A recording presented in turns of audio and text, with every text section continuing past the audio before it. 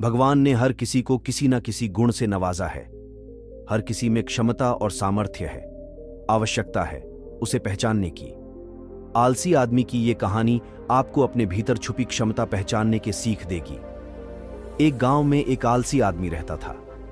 वह कुछ काम धाम नहीं करता था, बस दिन भर निठल्ला बैठकर सोचता रहता था कि किसी तरह कुछ खाने को मिल जाए। एक दिन वह यूं ही घूमते घूमते आम के एक बाग में पहुंच गया।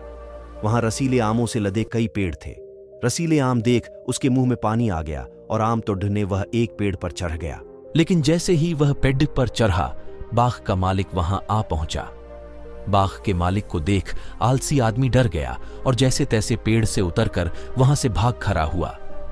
भागते भागते वह गांव के बाहर स्थित जंगल में जा पहुंचा। वह बुरी तरह से थक गया था, इसलिए एक पेड़ के नीचे बैठकर सुस्ताने लगा। तभी उसकी नजर एक लोमड़ी पर पड़ी। उस लोमड़ी की एक टांग टूटी हुई थी और वह लंगड़ाकर चल रही थी। लोमड़ी को देख आलसी आदमी सोचने लगा कि ऐसी हालत में भी इस जंगली जानवरों से भरे जंगल में ये लोमड़ी बच कैसे गई, इसका अब तक शिकार कैसे नहीं हुआ।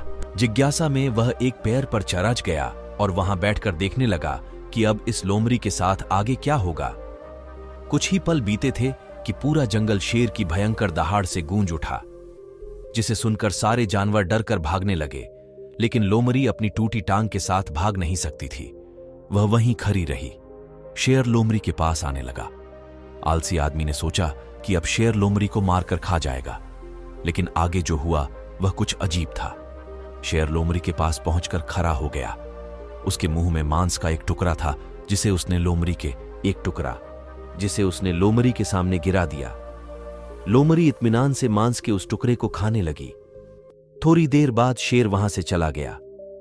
यह घटना देख आलसी आदमी सोचने लगा कि भगवान सच में सर्वेसर्वा है। उसने धरती के समस्त प्राणियों के लिए, चाहे वह जानवर हो या इंसान, खाने पीने का प्रबंध कर रखा है। वह अपने घर लौट आया।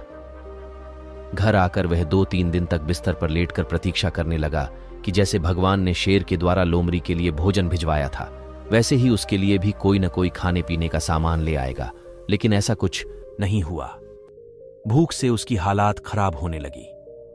आखिरकार उसे घर से बाहर निकलना ही पड़ा। घर के बाहर उसे एक पेड़ के नीचे बैठे हुए बाबा दिखाई पड़े। वह उनके पास गया और जंगल का सारा वृतांत सुनाते हुए बोला, बाबा जी, भगवान मेरे साथ ऐसा क्यों कर रहे हैं? उनके पास जानवरों के लिए भोजन का प्रबंध है, लेकिन इंसानों के लिए नहीं। बाबा जी ने उत्तर दिया, बेटा, ऐसी बात नहीं है। भगवान के पास सारे प्रबंध है, दूसरों की तरह तुम्हारे लिए भी। लेकिन बात यह है कि वे तुम्हें लोमड़ी नहीं शेर बनाना चाहते हैं। हम सबके भीतर क्षमता का असीम भंडार है, बस अपनी अज्ञानतावश हम उन्हें पहचान नहीं पाते और स्वयं को कमतर समझकर दूसरों की सहायता की प्रतीक्षा करते रहते हैं। स्वयं की क्षमता पहचानिए, दूसरों की सहायता की प्रतीक्षा मत करिए।